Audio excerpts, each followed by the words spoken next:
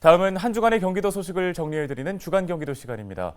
경기도 3기 신도시의 핵심 교통 인프라인 광역철도가 본격적으로 추진됩니다.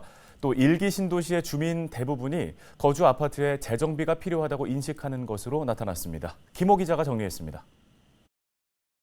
3기 신도시 광역철도인 고양 은평선과 강동 하남 남양주선이 본격 추진됩니다. 경기도는 내년 하반기 기본계획 승인을 목표로 고양 은평선과 강동 하남 남양주 광역철도 건설을 위해 타당성 평가와 기본계획 수립 용역에 들어갔다고 밝혔습니다. 고양 은평선 광역철도는 1조 4,100억 원이 투입돼 서울도시철도 6호선 세전역을 기점으로 창릉 신도시를 지나 고양시청까지 13.9km를 건설하는 사업입니다. 해당 노선은 서울도시철도 3호선과 6호선, GTX-A 노선과 연계해 고양권역과 서울시를 연결하는 광역 대중교통의 중추적인 역할을 할 것으로 전망됩니다. 강동 하남 남양주선은 2조 1,000억 원이 투입돼 서울 강동구에서 하남 미사지구와 남양주 왕숙 신도시를 거쳐 진접 2지구까지 18.1km를 연결하는 노선입니다.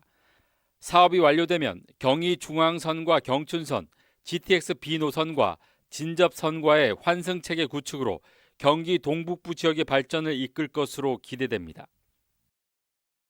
경기도 1기 신도시 주민 대부분이 거주 아파트에 재정비가 필요하다고 생각하는 것으로 나타났습니다.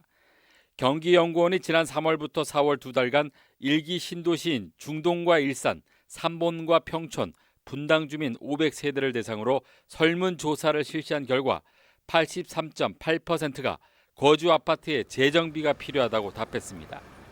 가장 선호하는 재정비 사업 방식은 재건축이 48.4%로 리모델링과 유지 보수보다 높게 나타났습니다.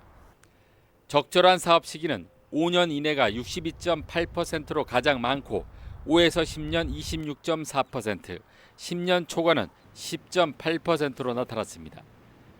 재건축 시 용적률로는 300% 이하가 47.8%로 가장 높았고 층수는 21층에서 30층을 가장 선호하는 것으로 조사됐습니다.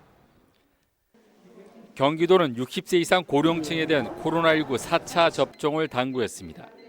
도는 최근 코로나19 확진자 수가 감소 추세에 있지만 여전히 사망자 대부분이 60세 이상이라고 밝혔습니다.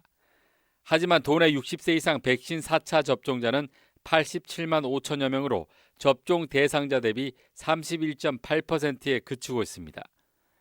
따라서 도는 위중증과 사망률을 낮추기 위해서는 백신 4차 접종이 필요하다고 강조했습니다. 60세 이상 4차 접종 대상은 3차 접종 후 4개월 경과 시점부터 접종할 수 있고 화이자나 모더나, 노바백스 백신으로 접종할 수 있습니다. 최근 가뭄으로 저수율이 줄어든 포천 산정호수에 대한 가뭄 대책이 추진됩니다. 도는 현재 산정호수의 저수율이 60.1%로 평년 대비 94.8% 수준이라고 밝혔습니다.